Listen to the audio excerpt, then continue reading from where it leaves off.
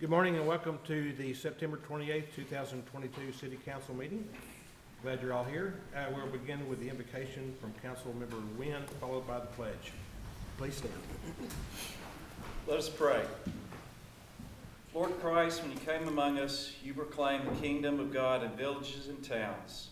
Grant that your presence and power may be known throughout this land. Have mercy upon all of us who live and work in Tyler, and grant that all people of our nation may give thanks to you for food and drink and for other bodily necessities of life. Respect those who labor to produce them, honor the land and the water from which these things come. All this we ask in your name. Amen. Amen. I pledge allegiance to the flag of the United States of America and to the republic for which it stands, one nation, under God, indivisible, with liberty and justice for all.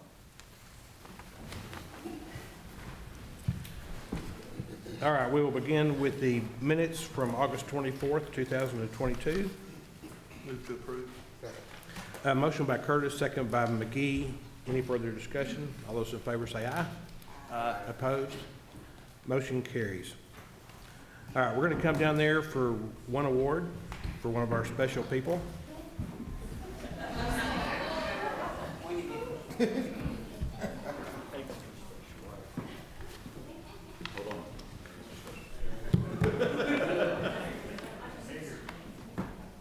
Got to say your name, blow the horn, and all that stuff.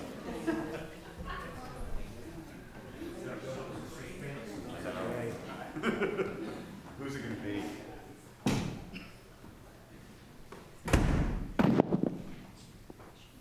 Did you provide us with yourself? Did you provide us with yourself? So we don't have a video today. We're doing just like a still picture of Dan so everybody can really focus on Dan. But we do have an award for Dan Alley, 20 years of service. Come on up. All right.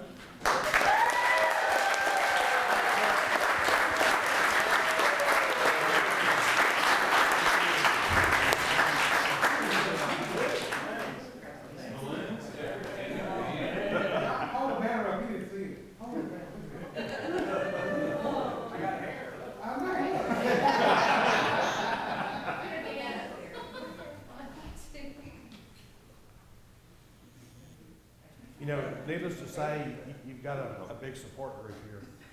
And you don't see that every day.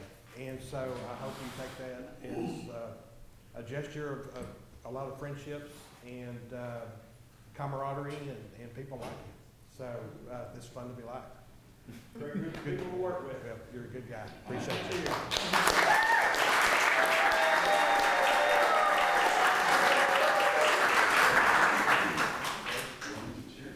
Oh, right. Set the bar higher than every day. Thought they were here for it. No, we bring guns and machetes.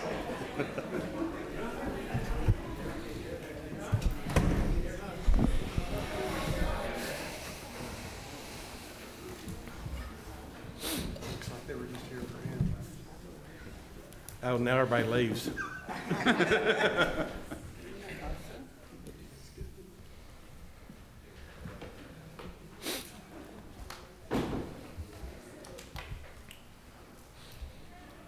All right, Kyle, Z1. Good morning, Mayor and Council. This first item is an amendment to the Unified Development Code related to tax abatements for historical landmarks. It's a request that the City Council adopt an ordinance amending the UDC by readopting regulations relating to tax abatements for historic landmarks. There is a 5-year review of all the abatements that are in the UDC for properties designated as local landmarks. There's two types of tax incentives that exist. One is a 50%, have them up here, 50% of the assessed value of any building, structure, or site listed in the local landmark register is exempt from annual city ad valorem taxation. So 50% of the city portion of the tax bill is abated for any landmarks. up to $2 million. And then the other incentive is mostly kind of like a reinvestment abatement on the increased value. So if there's a project on a historic landmark to rehabilitate the property, and the investment is at least $30,000, then there is an abatement for 5 years of 100% of the additional value added to the property. So it's kind of a way to incentivize that rehabilitation of landmarks. Of the 121 properties eligible for tax abatements, currently there's about 43 taking advantage of the program, with an overall tax abatement totaling just over $8,500 for last year. The recommendations to renew the tax incentives without any changes were presented to the Unified Development Code Review Committee, as well as the Historic Preservation Board, and both groups are in agreement to renew the existing incentives for another 5 years. And so it's recommended that the City Council or the Planning and Zoning Commission, by a 7-0 vote, recommended approval of the recommended readoption of the existing tax abatements for an additional 5 years. Any questions or comments for Kyle? Hey, Cal, are these commercial and residential, or just Yes, either one? both. Any others? Move to approve Z1. Second. Motion by Curtis, second by McKellar. Any further discussion? All those in favor say aye. Aye. Opposed? Motion carries. Z2. Councilman Haney's going to abstain from this one.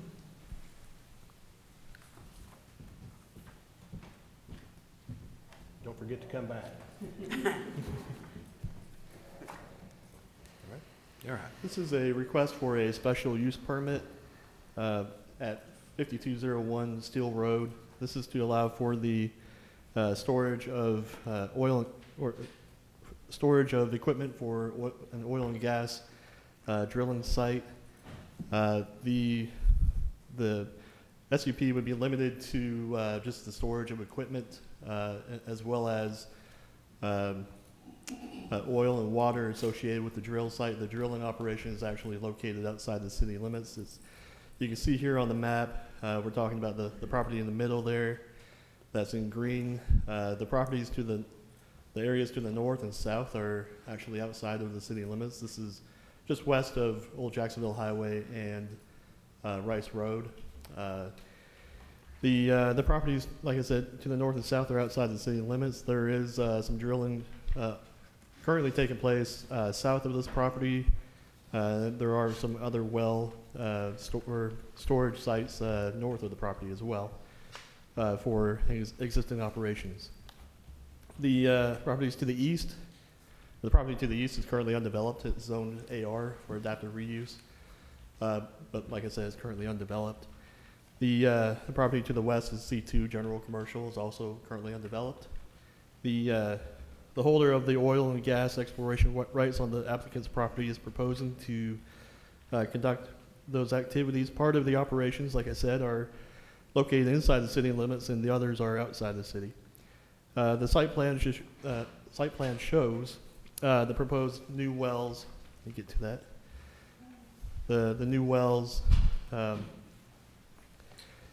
located outside the proposed water and oil tanks within the city limits will serve to hold the volume produced for 3 new wells. The current L shape that you see here, I'll show it. The storage tanks right there are the applicant has indicated that that's arranged to most effectively utilize the site with their vehicles. The applicant, and like I said, believes the proposed design is most practical for these purposes. The site plan does propose a 20-foot buffer between the subject property and the properties to the east. So like I said, it's currently undeveloped, but there could potentially be, based off how it's zoned, a home built there. And then to the north, I believe there is some residential uses there as well. Let me go back to that. And so as you can see on the map here, you can see the red line that cuts through the property here. That's on the 2012 master street plan. it does show the future extension of Rice Road proposed through the property. The 2021 Master Street Plan, which has not yet been adopted by the city, shows the alignment of Rice Road north of this location, so it swings north of here, not through this property. The traffic engineer is also evaluating proposed routes to the north of the property for Rice Road, and CIP projects for any extension of that are evaluated on an annual basis, and there's not currently a project for that. Since there is still some unknowns about that future extension, the Planning and Zoning Commission recommended approval of this special use permit, but limited it to a one-year approval, and so we can reevaluate any changes next year and go from there. So, like I said, of the notices that were sent out, 0 were returned in favor or in opposition, and Planning Commission by unanimous vote recommended approval. All right. And nothing's gonna be stored this out of the ordinary, oil and gas wise? Just, Yeah, my understanding is the applicant is here. They can talk about what they are doing, but the S&P is limited to the storage of the oil that's being produced and then water associated with that operation. Okay. Yeah, nothing out of the ordinary. okay. Any questions for Kyle? So moved. Second. Motion by McGee, second by Curtis. Any further discussion? All those in favor say aye. Aye. Opposed? Motion carries. Let's wait for Councilman Hayden.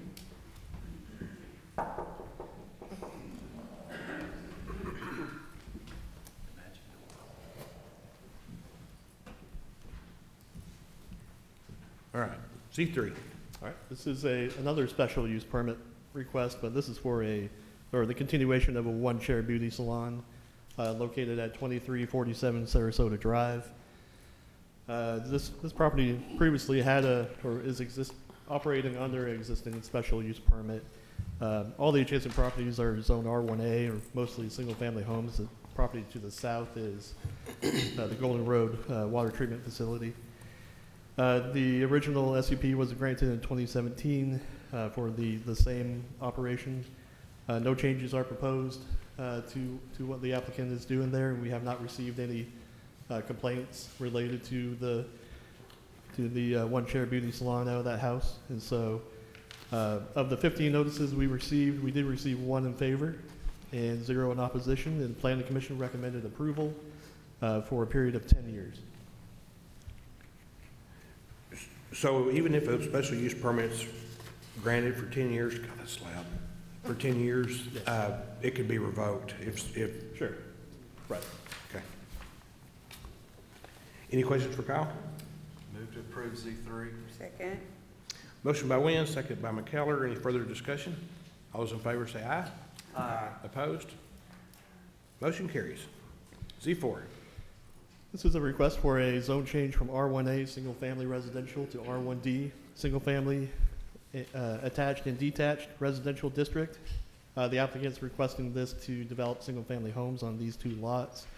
They are proposing to develop 2 detached homes and not 2 attached homes. The purpose of the request is because the properties are currently too small for the current zoning, and so they are asking for this zone change to be compliant with the minimum requirements. All of the adjacent properties are generally developed with single-family homes. There is a church to the north. And this request is consistent with the future land use guide, since they will be developing detached single-family homes. This request would also help implement the north end goal of adding more rooftops to the north end. Of the 24 notices, 0 were returned in favor or in opposition, and the Planning Commission, by a 7-0 vote, recommended approval. Any questions for Kyle? Move to approve Z4. Second. Motion by McGee, second by McKellar. Any further discussion? All those in favor say aye. Aye. Opposed? Motion carries. This Got next request is a zone change from agricultural district to C1 light commercial district. This is off of Old Jacksonville Highway. The purpose of the request is to develop commercial uses along the frontage. They actually intend to combine this property with the property to the north there, the L shape, or that shape there, at the intersection, so it would be one large, commercial property there. That property is currently undeveloped, and to the south is developed with a church. This request is consistent with the future land use guide, identifying it as a mixed-use center. Of the notices sent out, 0 were returned in favor or in opposition to the request, and the Planning and Zoning Commission by a 7-0 vote recommended approval. Any questions or comments for Kyle? Move to approve. Second. Motion by Haney, second by Wynn. Any further discussion? All those in favor say aye. Aye. Opposed? Motion carries. Thanks, Kyle. Thank you, Kyle.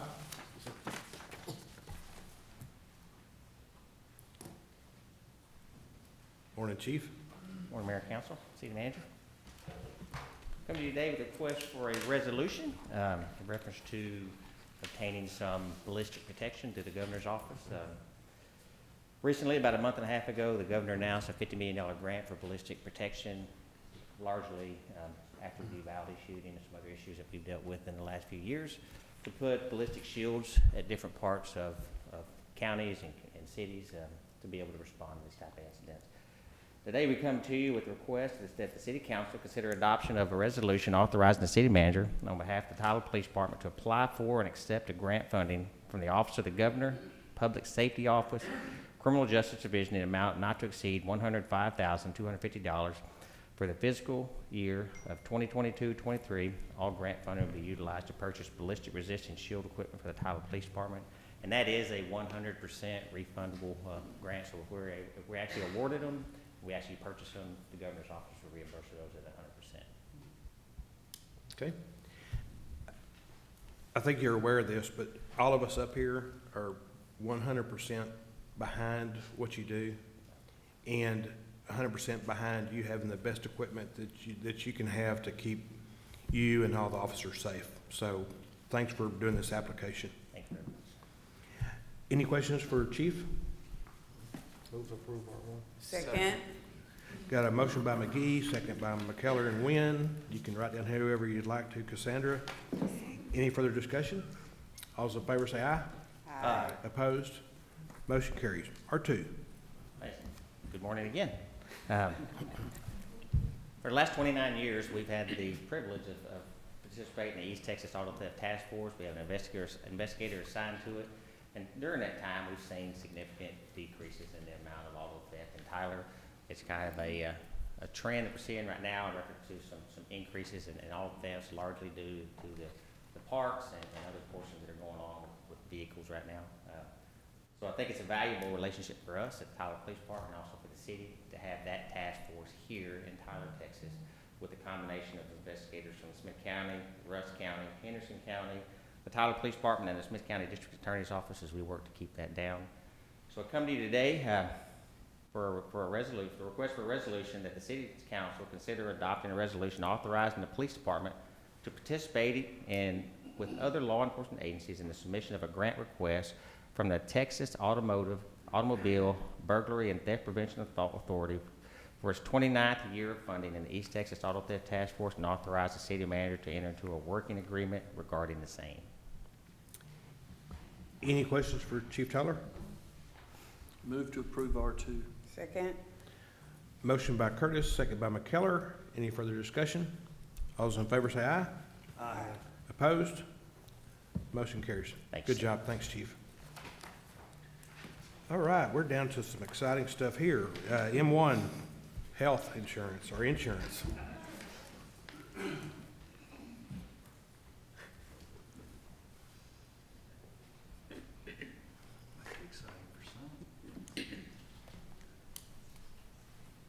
Sarah Beth, can you make this really just exciting? I will. Good morning, Mayor and City Council. I'm here today. Is that not my presentation? Okay.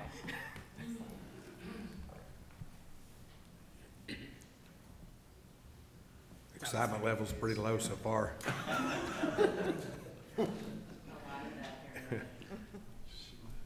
She's bringing the balloons back.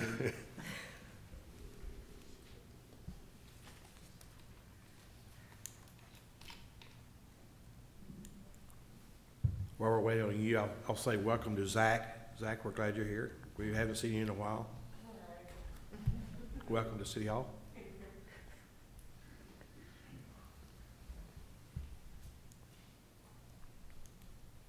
George Roberts, glad you're here. Thank you, sir. City staff back there, we're all glad you're here. It's on the desktop.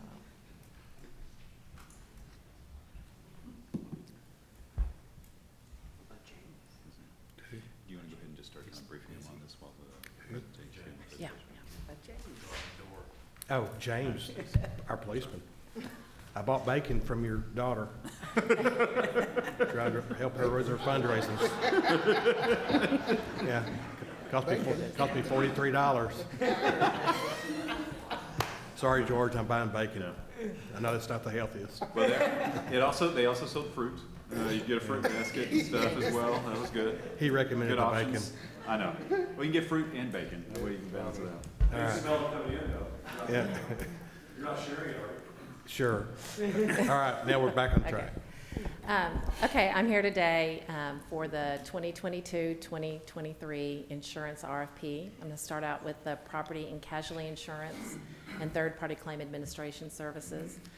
In June, we issued an RFP, and we have evaluated not only the premiums that have been offered, but as well as all of the terms and conditions, deductibles, sublimits, everything. We've done a deep dive into all of the options to make our recommendations.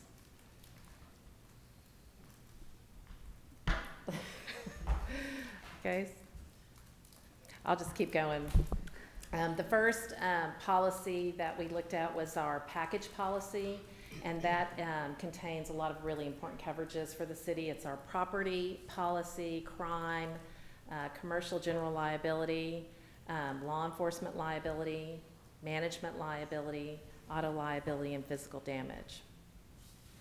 We received, see if I can get it to work now. Okay, we received two quotes, one from McGriff in the amount of $932,025, one from Texas Municipal League in the amount of $1,146,684.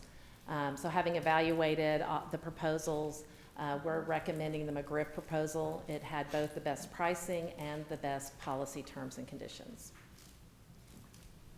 Next is the cyber policy. We received a quote from Texas Municipal League in the amount of $30,134. Hibbs and Hallmark provided a quote in the amount of $38,567, and McGriff provided a quote in the amount of $66,747. Having evaluated all of the terms and conditions, we're recommending the proposal from Hibbs Hallmark. TML actually had a lower premium, however, there were some sublimits that were problematic, like for ransomware. They took the sublimit from $2 million down to $100,000. So it's not as broad, and it really doesn't meet our needs. So we're going to recommend the Hibbs Hallmark option. Can you go into more detail on the ransomware, going from $2 million to $100,000? Yeah, I mean, that is, coverage that municipalities really need. You know, we had that incident several years ago.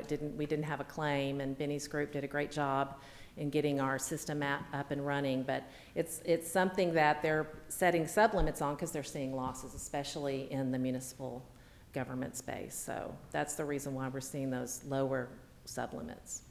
So Hibbs will still be at the $2 million? $2 million, yeah. Okay. Okay, the airport policy, Hibbs Hallmark provided a quote for $4,752. Texas Municipal League provided a quote in the amount of $9,017. And McGriff provided a quote in the amount of $10,584. And again, we vigorously evaluated this policy, and we are recommending the McGriff option. Hibbs Hallmark and TML both had lower premiums. However, they contain much more restrictive terms and conditions, specifically having to do with contractual liability. Those options did not provide automatic coverage for additional insured or waiver of subrogation, which would have put a significant burden on both the airport, risk management, all of our departments. Not to mention we could have a gap in coverage And the other thing is, we really have utilized McGriff's aviation department and their expertise. McGriff is the incumbent, and the carrier is very comfortable with our air show. We've worked with them very, very closely. So for those reasons, we're recommending the McGriff policy. So what is an airport policy? I mean, what's the coverage? What does it cover? It covers all of the airport's operations.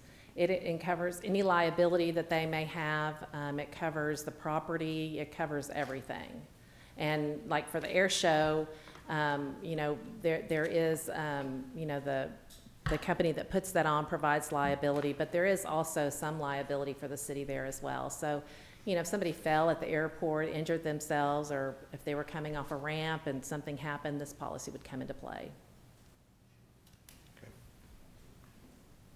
Storage tank pollution policy, we got 2 quotes, one from Hibbs Hallmark in the amount of $6,613, and the other one from McGriff, $6,768. There's very little difference in these 2 premiums, but we are going to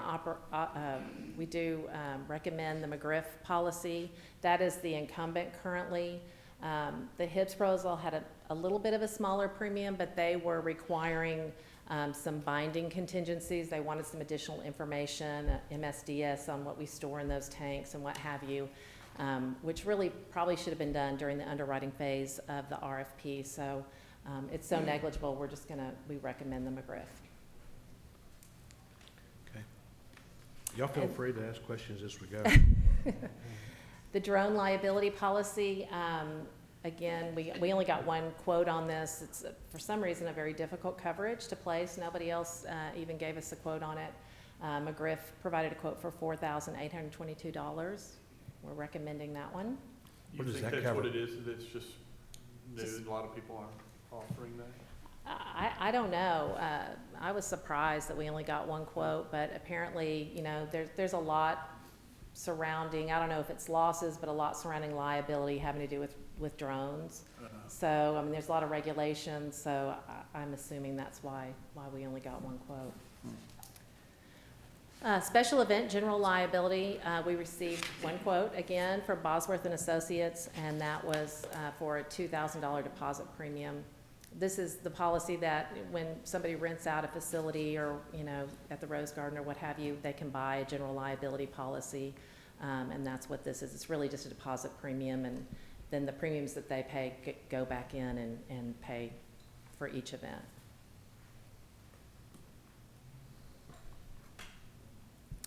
And then third-party claim administration services. Again, we received 1 quote from the incumbent, who's Innovative Risk Management, in the amount of $39,859. We're recommending that.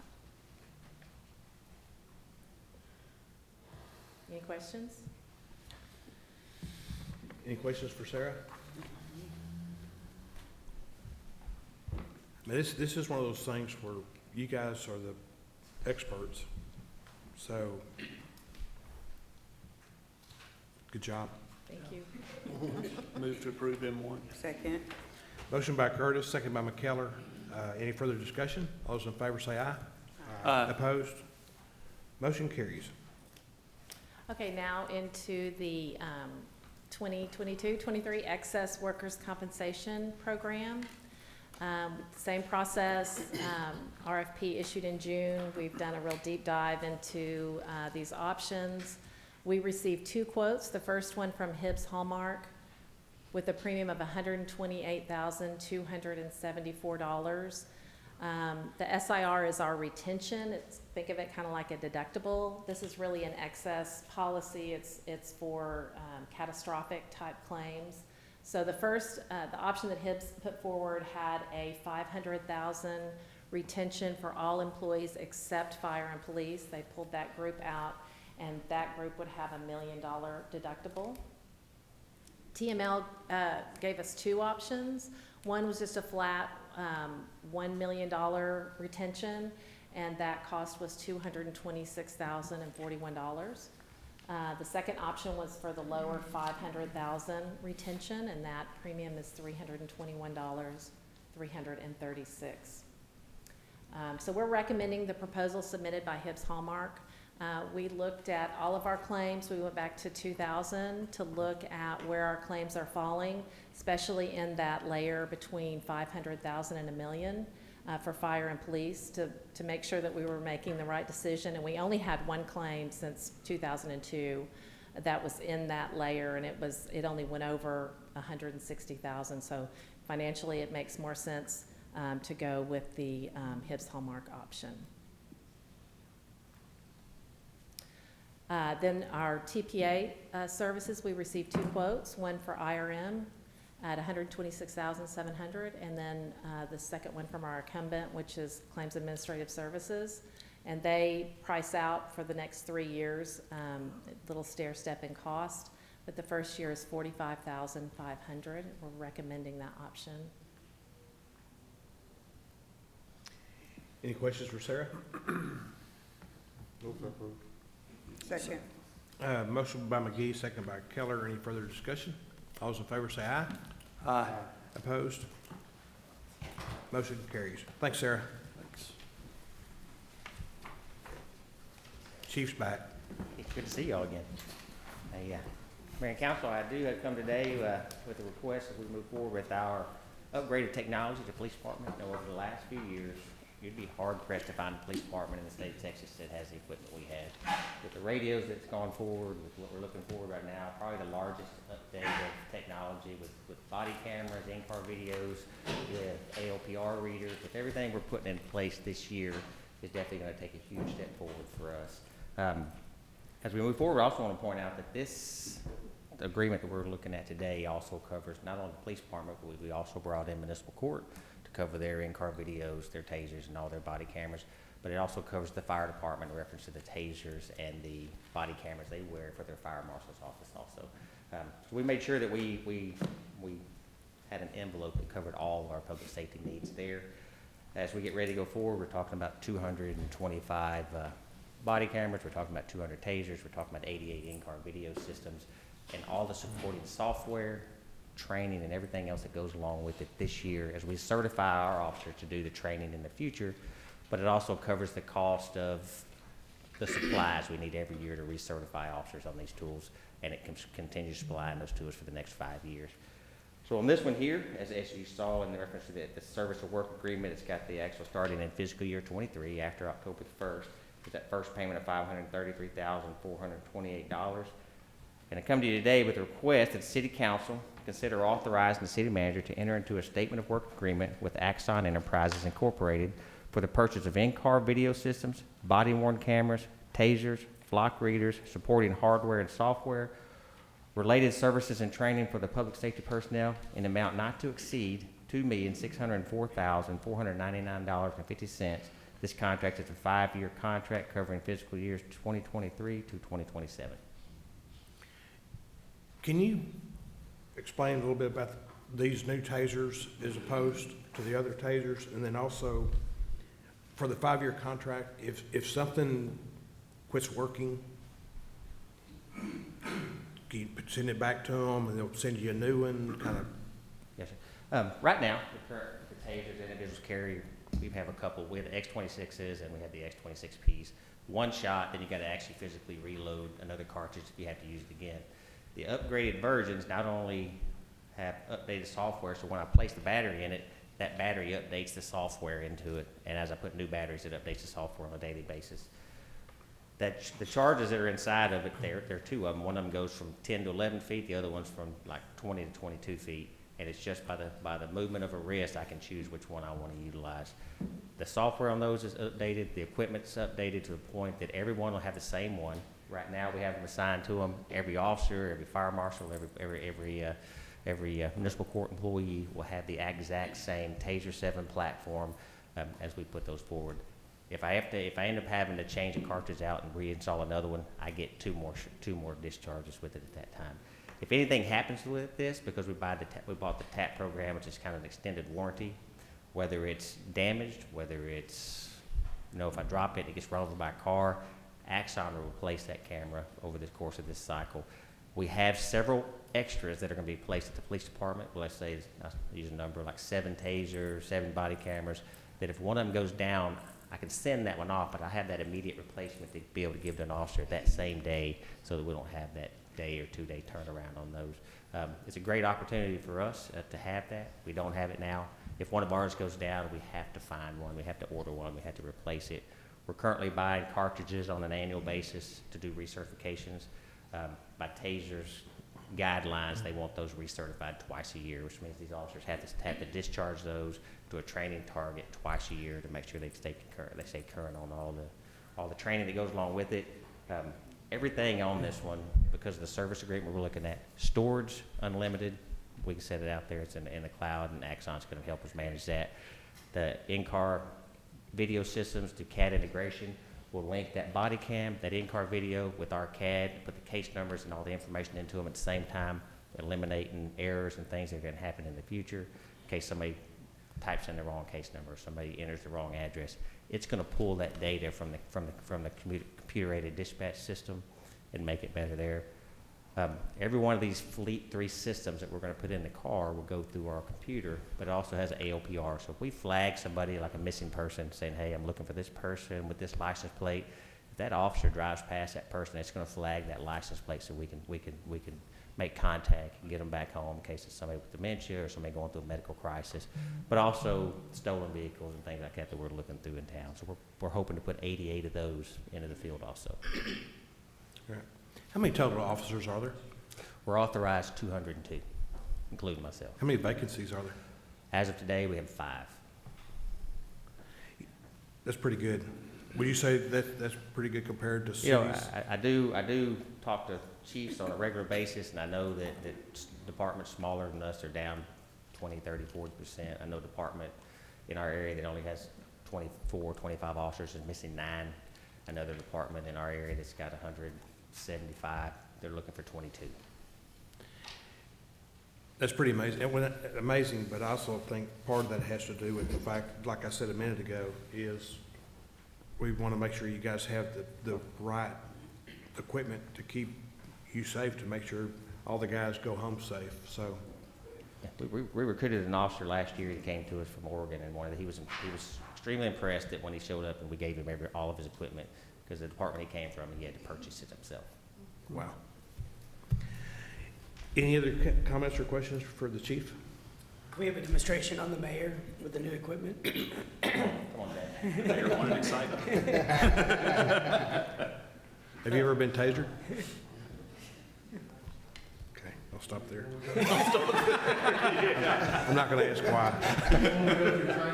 Oh, training. All right, any other questions for the chief? Move to approve M3. Second.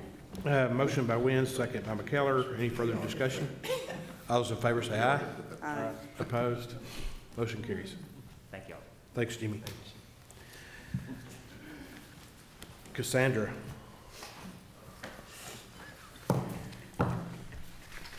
Take a deep breath. We are moving into board appointments.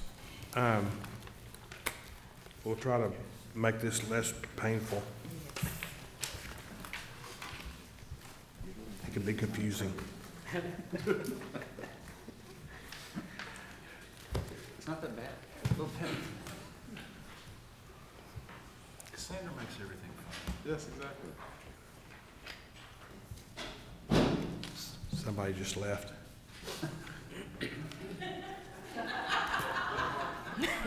Oh, yeah. See you, Joey.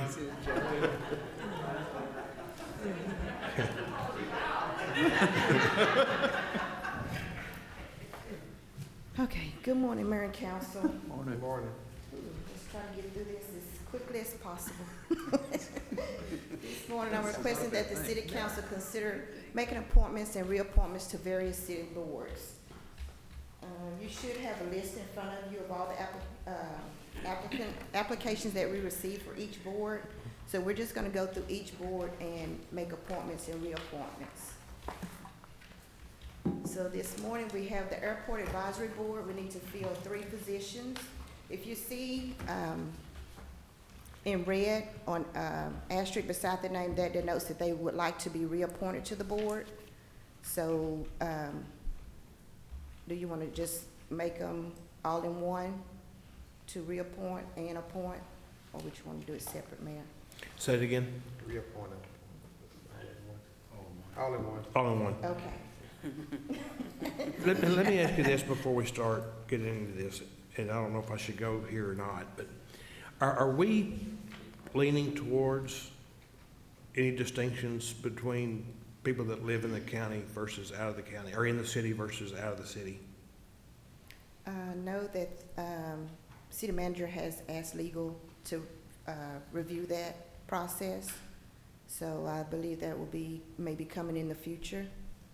Yeah, I expect that y'all will probably see an ordinance, kind of going back and having where for board and commission memberships be for city of Tyler citizens only, under consideration at one of your future meetings, probably in the next couple of months. And so, but there's still you can kind of peel off different boards and commissions. You know, the one we always use as kind of the example is the Construction Board of Appeals or whatever, where we've often had difficulty finding citizens within Tyler that are that live here within our city limits. And so sometimes you have to go for outside expertise because of what expertise is required from some of those different boards and commissions. So I'll put that out there to be mindful of. Okay. So we have the Airport Advisory Board. We need 3 positions. So we have C. Perry Marshall and Jerry Irwin that would like to return. And we have Brian Mattis, Howard Patterson, and Brandon Pollard. Keep in mind, Howard Patterson and Brandon Pollard are in the county. So it would be up to you. The last two? Yes, yes. And that's why I bring up the county thing, because if the first person under Jerry is nominated and the person below him is not, I don't want that person below him that's not think it's because he's unqualified. It's just, it's kind of that shift of city versus county. Right. So that being said, the choice would be Jerry Irwin, Perry Marshall, and Brian Mattis. Yes. I'll entertain a motion So moved. for those 3. Second. Okay, got a motion by Haney, second by McKellar for Irwin, Marshall, and Mattis. All those in favor say aye. Opposed? Motion carries. Okay, Zoning Board of Adjustments, 5 positions.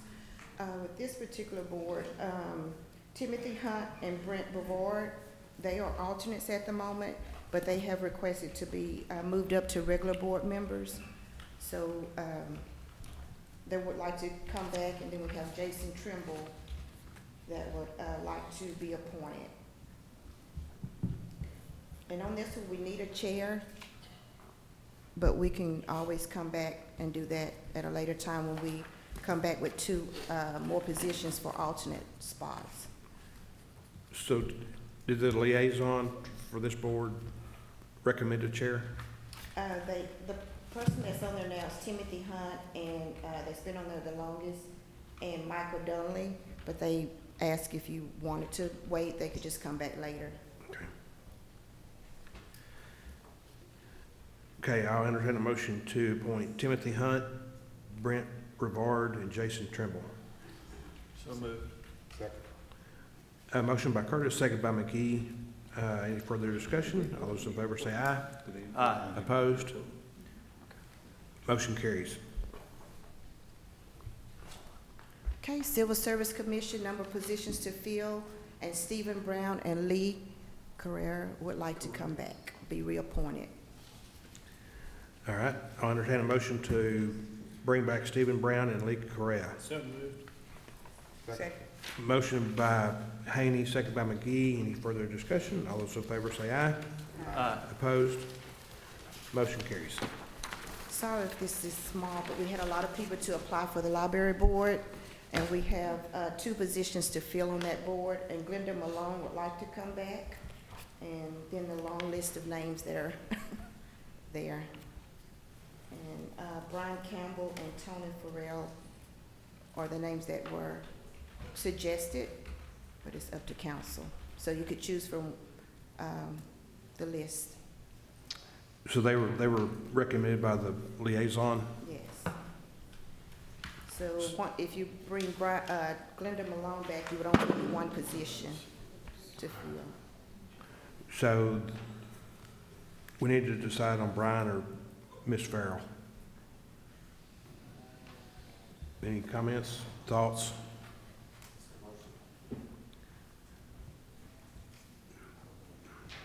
None?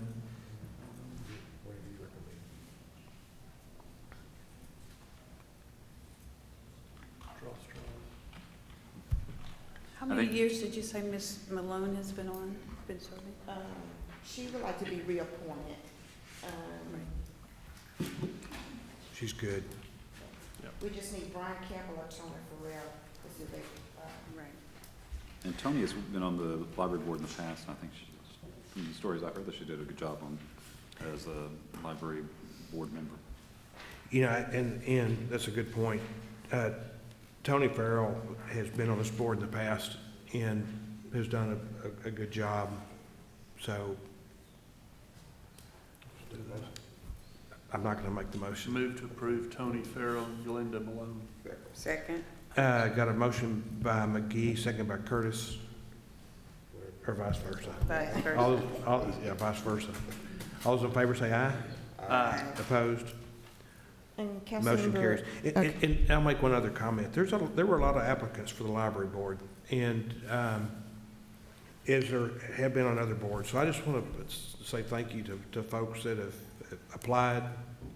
And if you don't get on a board this time around, there's going to be other boards that we don't fill up. So feel free to keep your name in the hat, and just thank you for your willingness to be involved. Okay, Keep Tyler Beautiful. Keep Tyler Beautiful Board, we have 5 positions to fill, and we also need to appoint a chair. Christina Bryce would like to come back, and then the next 4 has been asked by the liaison to fill the other positions. And then there's a note on my deal to appoint Christina Suber-Biele as chair. Yes. I don't know how to pronounce that. Okay. So moved. Okay, so we got a motion I'm by, sorry. Yeah, okay, yes. okay. Motion. Okay, got a motion by McKellar, second by Wynn, to appoint Christian Bryce, Holly Town, Joseph Byron, Justin, Heuer, and Stephen Simmons, and to appoint Christina Zerber-Bibiele as chair. All those in favor say aye. Aye. Opposed? Motion carries. Okay, Neighborhood Revitalization Board, number of positions to fill is 3, and need to appoint a chair. So we have, no one on that board has asked to come back, so these would be appointed, newly appointed. So we got Amber Phillips and Dorinda Williams that has made it their first choice. We got to pick one more. So the Dylan Myrick or Jamie Mims, have they been put on any other board? So both of those are available as their second choice.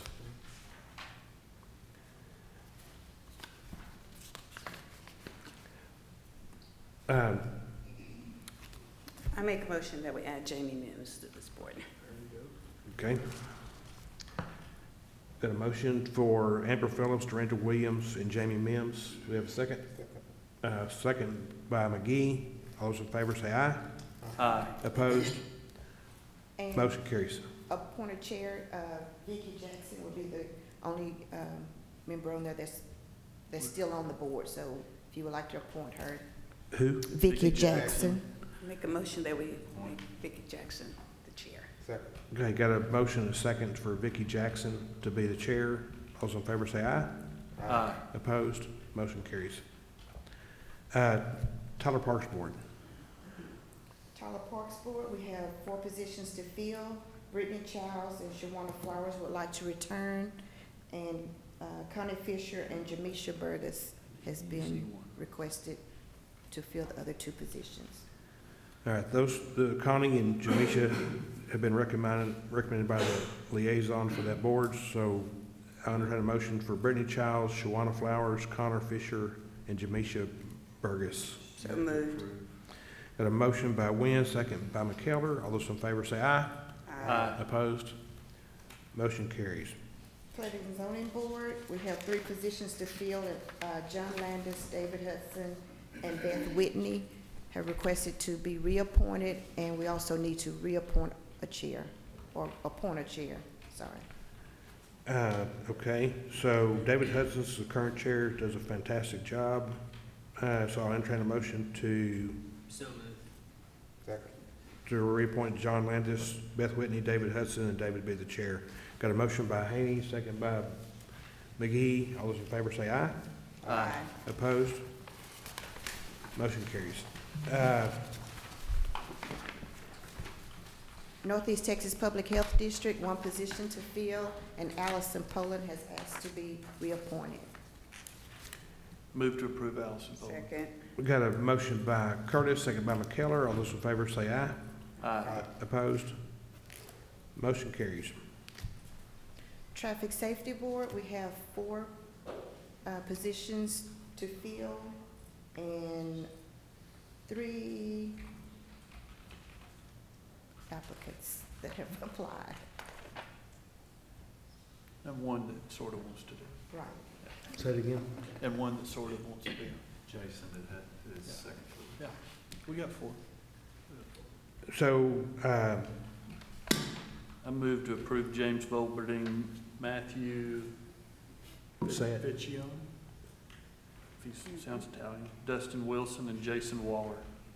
And also a chair, James And the Fogarty. chair, James Bolberding.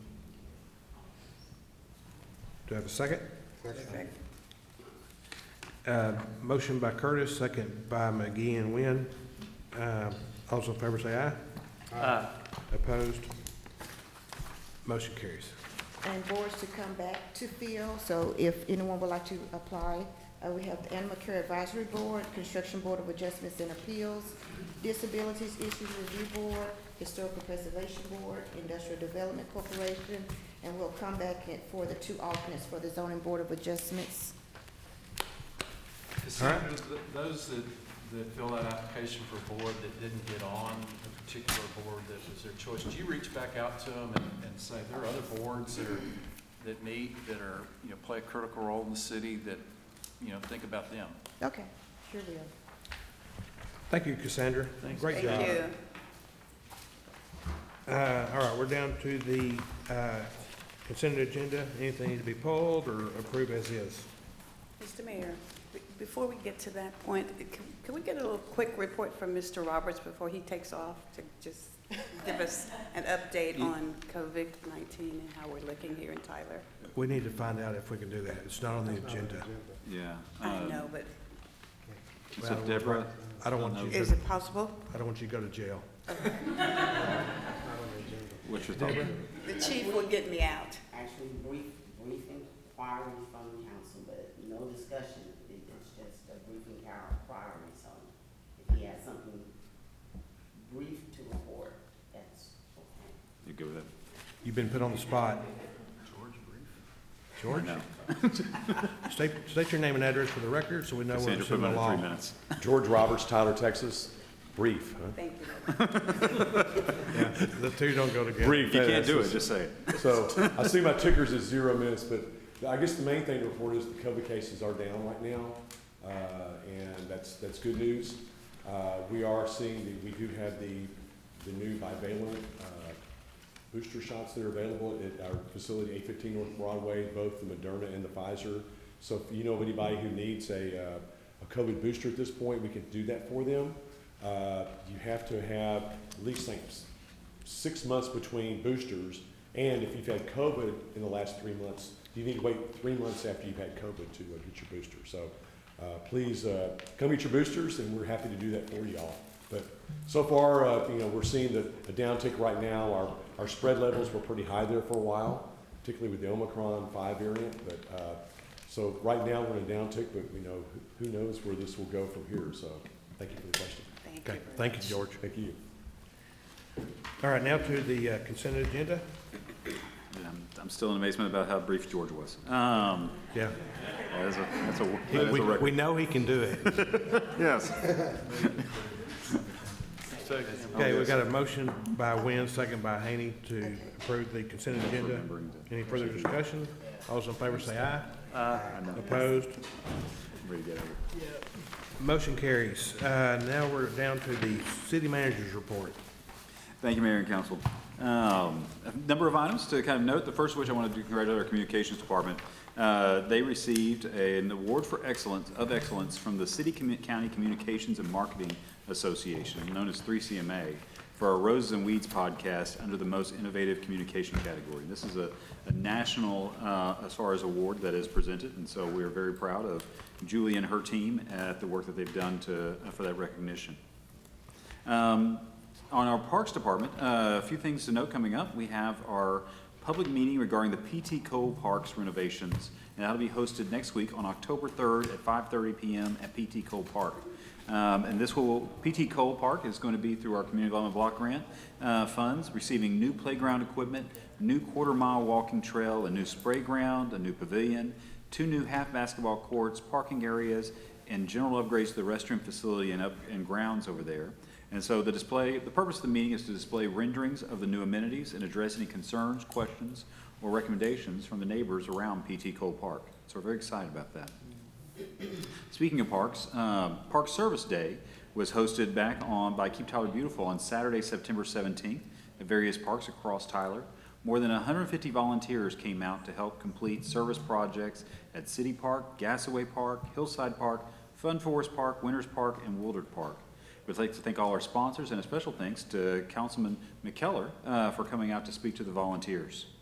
And also at Park Service Day, Keep Tyler Beautiful awarded long-term volunteer 92-year-old Jim Tuning with a Difference Maker Award for his years of service to Keep Tyler Beautiful and the city of Tyler.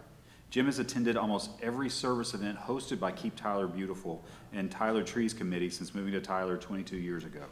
According to his daughter, he's only ever missed for back surgery or when he was ill. So that was amazing.